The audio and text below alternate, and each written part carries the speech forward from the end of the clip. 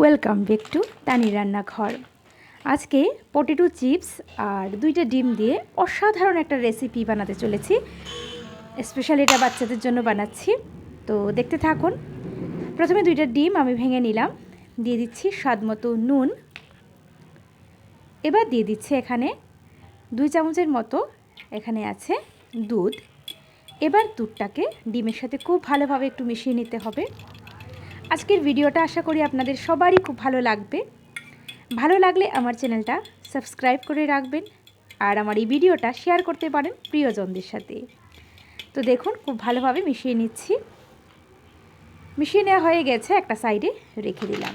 এবার পটেটো চিপসটাকে কেটে নেব।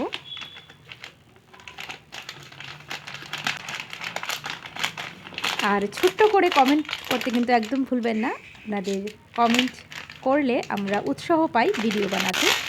তো যদি কোনো ভুল ত্রুটি হয় অবশ্যই কমেন্ট করে জানাবেন, আর ভালো লাগলেও জানাবেন। একটা লাইক করতে ভুলবেন না। তো দেখুন এরই মধ্যে আমার চিপসগুলো আমি ভেঙে নিয়েছি হাত দিয়ে।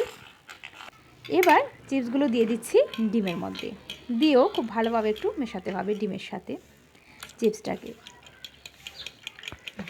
অবশ্যই খুব ভালোভাবে মেশাতে হবে। তো আপনারা যদি চান এখানে গোলমরিচের গুঁড়ো ব্যবহার করতে পারেন, তো আমি করিনি। প্যানটা খুব ভালোভাবে গরম হয়ে গেছে। এবার তেলের মধ্যে দিয়ে দিচ্ছি আমি ডিম আর চিপসের মিশ্রণটা, দিয়ে অপেক্ষা করব 2 মিনিটের মতো। একটা চামচের সাহায্যে একটু ছড়িয়ে দিচ্ছি চিপসগুলো, নাহলে একটা জায়গায় চলে আসবে। তো অপেক্ষা করব 2 থেকে 3 মিনিটের মতো, যাতে একটু কুক হয়ে যায়। একটু মিশিয়ে নিচ্ছি, দেখুন একটু ছড়িয়ে দিচ্ছি। এইভাবে অবশ্যই ছড়িয়ে দেবেন, নাহলে কিন্তু ভেতরটা কাঁচা থেকে যাবে। তো প্যানটা ধরে একটু ছড়িয়ে দিলাম। এবার ওপর থেকে দিয়ে দেব টমেটো কুচি।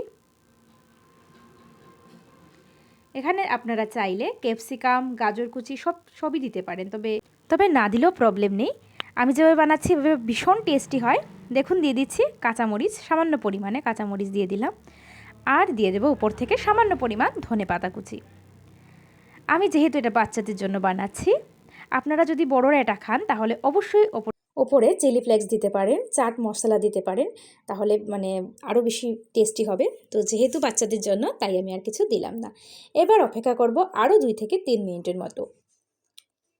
তো দেখুন আমি 2-3 মিনিট অপেক্ষা করছি।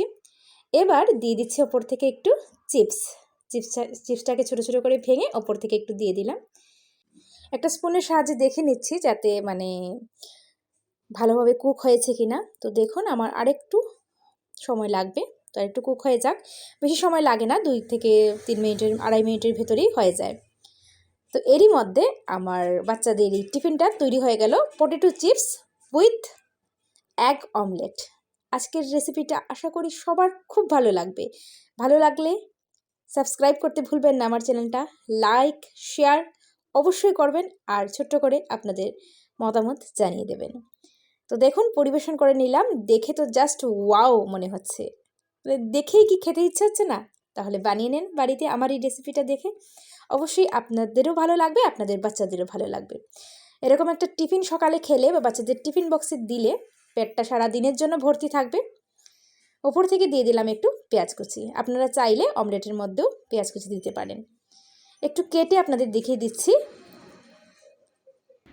দেখুন কি সফট হয়েছে, আর কালারটাও তো জাস্ট অসাধারণ হয়েছে, আর খেতেও হবে অসাধারণ। বাড়িতে অবশ্যই একবার ট্রাই করবেন, আর ট্রাই করে অবশ্যই আমায় জানাবেন। ভালো থাকবেন সবাই।